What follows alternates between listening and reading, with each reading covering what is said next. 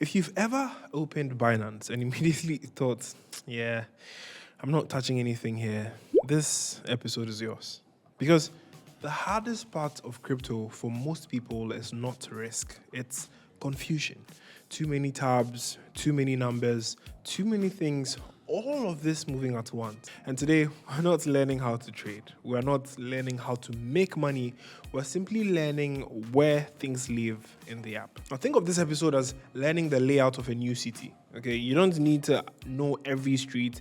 You just need to know where you are and where home is, and where not to wander yet. Maybe. So let's start with how to approach the interface. Before touching any button, here's the most important thing to understand. Binance is designed for many types of users at the same time. The beginners, intermediate, and professional. That's why it feels busy. The interface is not asking you to do everything or know everything. It's just showing you what exists. Your job is not to understand all of it. Your job is to recognize what is relevant to you at the moment. And early on, that's actually very little. Let's start with the home dashboard. When you log in, you land on the home dashboard. Now, this page is a summary, not a command center. Here, you mostly or most likely see your total balance, some market highlights, and shortcuts to common actions. That total balance number at the top, it's not a score, it's not a judgment, it's just a snapshot. It will move sometimes up and sometimes maybe go down. Staring at it too often creates unnecessary emotion, so please avoid that. The dashboard mainly exists so you can orient yourself and not react. Let's go through the main menu, but with one rule. We're learning what things are for, not how to use them yet, so pay close attention. The wallet. Now, this is the most important section for every beginner. Your wallet is simply where your assets are shown. Inside it, you see different categories, but the key one early on is the spot wallet. Think of the spot wallet as your main shelf. If you deposit crypto, it shows up here, and if you buy something basic, it also sits there. So if you ever feel lost, coming back to the wallet usually brings you clarity. The market section shows prices and available cryptocurrencies. Now, this is not a decision-making area at all, or yet. It's a reference, like checking prices at a supermarket without buying anything. Window shopping. You don't need to click on the pairs. Just know, this is where the market data actually lives. The home of market data, if you like to put it that way. Now let's talk about the trade section, because this section looks intimidating for a specific reason. This is where actions happen.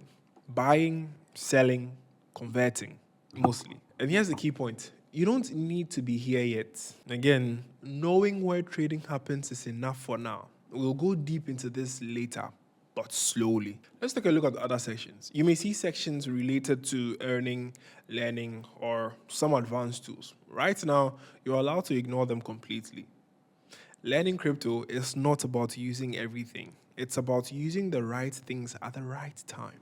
Now, let's talk about two actions beginners care about the most: depositing and withdrawing. Now, these usually live inside the wallet area or as quick buttons on the dashboard. Deposits. Now, when you choose to deposit, the platform asks a simple question.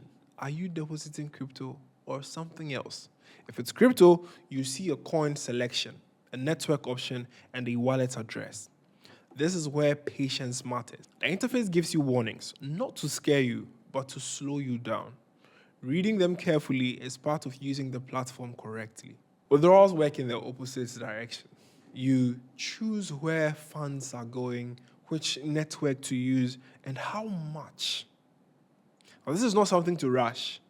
The interface often double checks your input on purpose. That friction is a feature and not a flaw. Inside your wallet, we'll see balances in different formats. Some are shown as crypto amounts and some are shown as estimated value. These numbers are informational and not instructions. They update because markets move and not because you did something wrong, my dear. Learning not to emotionally react to every small change is part of maturing as a user. One underrated thing about Binance is that you do not have to use it as is. You can switch views, hide sections you do not need, and simplify what you see. If something adds noise instead of clarity, remove it. A clean interface leads to a calmer decision. Binance can send many notifications. Some are important, some are optional. Security-related notifications actually matter. Activity confirmations also matter. And constant price alerts often do not. If your phone keeps buzzing, your brain stays reactive. Less noise leads to better judgment. Keep that in mind. Here's something no one tells beginners. Feeling lost on Binance does not mean you're bad with crypto. It just means you're new to a complex system. Familiarity comes from opening the app, looking around, and closing it again.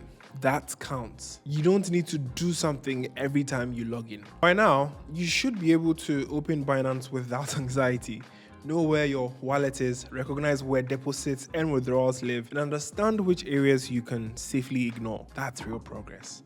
Not clicking random buttons and not making random trades.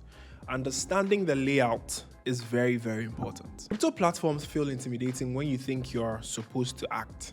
They feel manageable when you realize you are allowed to observe. This episode wasn't about using Binance. It was about not being afraid of it. In the next episode, we'll move gently into actions. Maybe buying your first crypto and understanding simple order types without turning this into gambling. No pressure, no rush. Just one simple step at a time.